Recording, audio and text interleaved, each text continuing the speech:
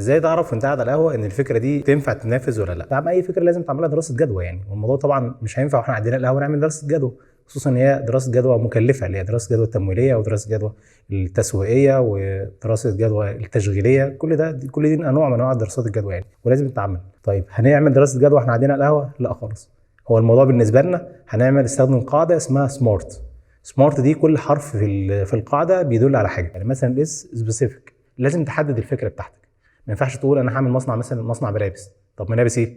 لا انا هعمل مصنع ملابس اطفال داخلي مثلا. خلاص كده انا حددت الفكره بتاعتي، فكده سبيسيفيك. طيب الام هنا يعني ميجرابل، يعني القابليه للقياس.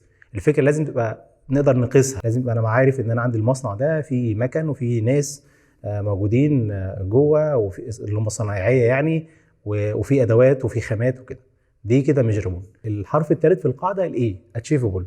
ما ينفعش انا قدراتي تخليني افتح هدوء سوبر ماركت مثلا في منطقه شعبيه بتكاليف محدده وقليله، وافكر اقول لك لا انا المفروض بقى افتح هايبر ماركت انافس بقى فتح الله وكارفور والتشينز الكبيره دي. ده مش صح وده غلط، ولازم نعيد طبعا التفكير فيه. الحرف الرابع ار رياليستيك، وهي كل فكره واقعيه. ما ينفعش برضو ابقى في منطقه شعبيه او منطقه متوسطه وابيع فيها ادوات الجولف، يعني افكر ان انا ابيع فيها ادوات للجولف يعني.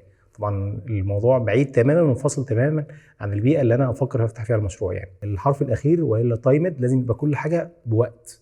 انا خلال سنه انا هقدر افتح المشروع بتاعي، هبدا ان انا خلال سنه ونص ابدا اجني الارباح منه واسدد التزاماتي، وخلال مثلا سنتين اقدر اطور المشروع، وبدل الفرع افتح 2 او 3 او كده. ده كان اختصار كلمه سمارت عشان خاطر تعفينا من قصه دراسات الجدوى. فخلينا نقول، هل الفكره طرقت في دماغك في يوم من الايام كانت فكره سمارت ولا لا؟ ده لو واضح بالنسبه لك استاذنك تكتبها في التعليقات علشان نشوف الفكره بتاعتنا سمارت ولا مش سمارت. كنت معاكم سليم الهواري في بيزنس سريع.